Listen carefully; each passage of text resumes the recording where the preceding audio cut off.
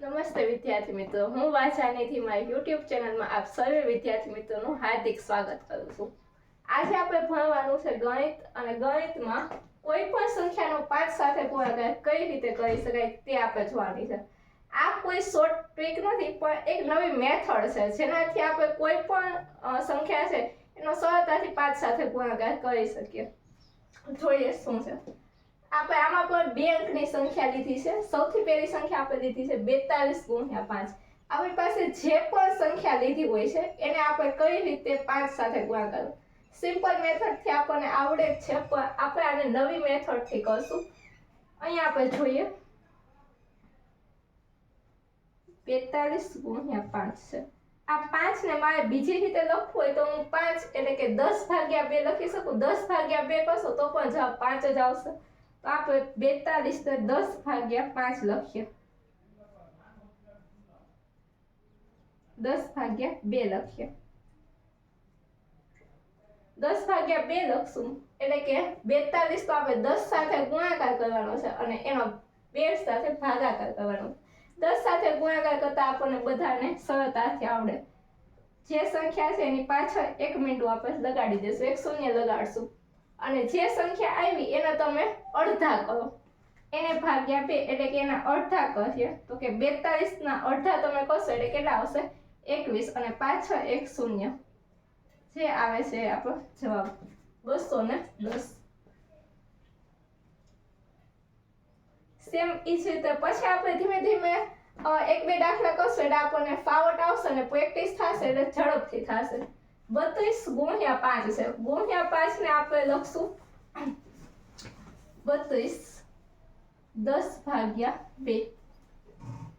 10 ભાગ્યા 2 લખીએ એટલે કે 32 ભાગ્યા 2 કરશું આપણે સરળતાથી કરીએ 100 થઈ જાય, છેદ ઉડાડતા 100 ગુણ્યા 10 160।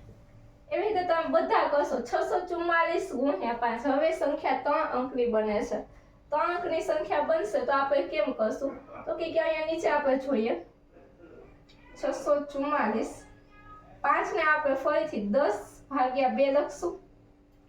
જોઈએ 644 ભાગ્યા 2 કરો, તમને નહીં ફાવતું હોય તો 644 ભાગ્યા 2 કરીએ। જો જેને છેદ ઉડાડતા નથી આવડતા એને પણ આ વિડીયોમાં છેદ ઉડાડતા આવડશે। 644 ભાગ્યા 2 કરીએ, 2 તેરી 6 ઉપર મૂકો 3, 2 દુ 4 ઉપર 2, 2 દુ 4 ઉપર 2, 322 ગુણ્યા 10 એટલે કે 3220।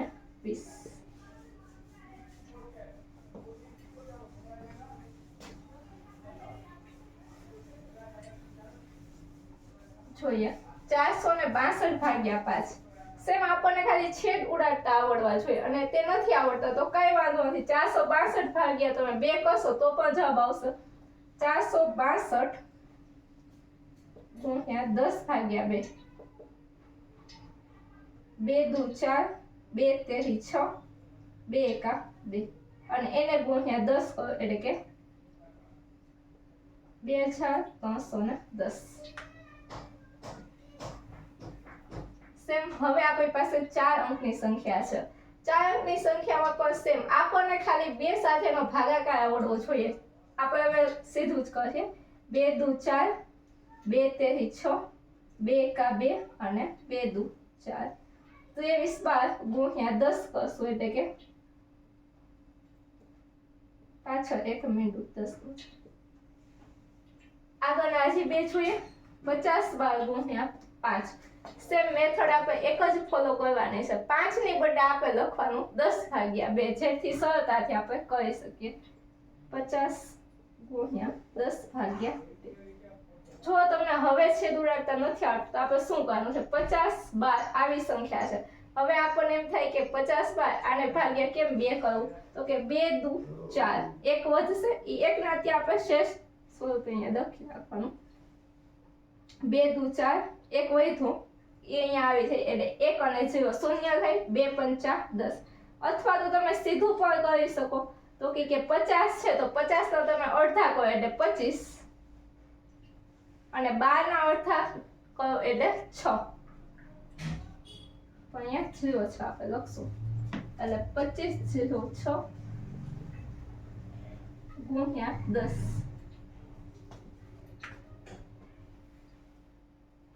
24 62 સીધા જ અડધા કરે 24 એટલે 12 અને 62 ના અડધા થશે 31 પાછળ શૂન્યનો 0 12 24 12 ના અડધા 6 અને 24 ના અડધા 12 અને પાછળ 10 એટલે એનો શૂન્ય સીધો જવાબ આપણે લાવશું જો તમને આ મેથડ સમજાણી હોય તો 9 અને 10મો દાખલો તમારે કમેન્ટમાં ગણી અને તેનો જવાબ લખવાનો છે સેમ આ મેથડ કરશો સરળતાથી થઈ જશે કોઈ પણ પ્રોબ્લેમ થશે નહીં અને છતાં પણ તમને કોઈ પણ ક્વેરી હોય અથવા તો તમારાથી આ નો ફોલો થઈ શકે એમ હોય કે કાંઈ પણ પ્રશ્ન હોય તો તમે કમેન્ટમાં મોકલી શકો છો થેન્ક યુ આભાર